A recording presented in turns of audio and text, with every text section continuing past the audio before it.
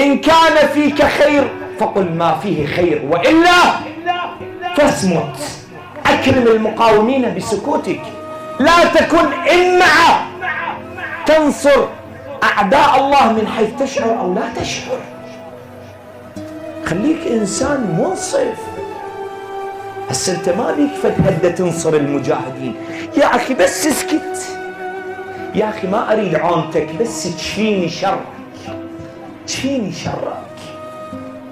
قاعد ما بيك لا هدى، لا بيك خير تدعم، لا بيك خير تروح تجاهد، وقاعد هنا والمجاهدين ينوبون عنك، وانت قاعد هنا يا على الفيس، يا على التيك توك، يا على الماندشين. وينها ايران؟ وينها مدري منو؟ عيب عيب بابا عيب.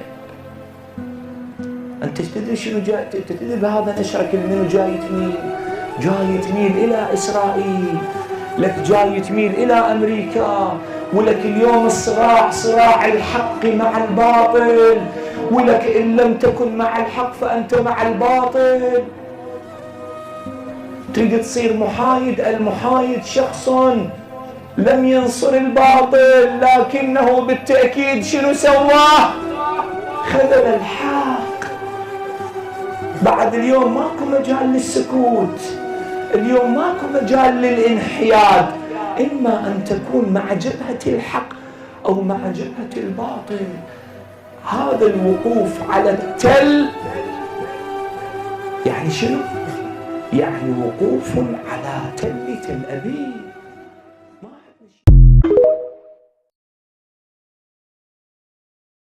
إن كان فيك خير فقل ما فيه خير، وإلا فاصمت.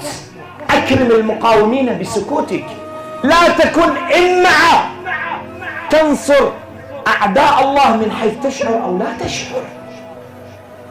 خليك إنسان منصف.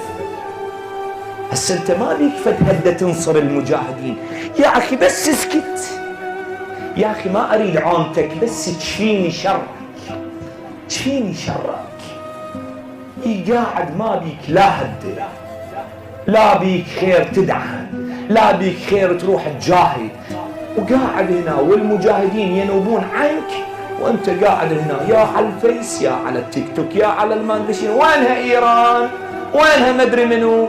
عيب عيب بابا عيب. انت تدري شنو جاي؟ تدري بهذا نشرك منو جاي تميل؟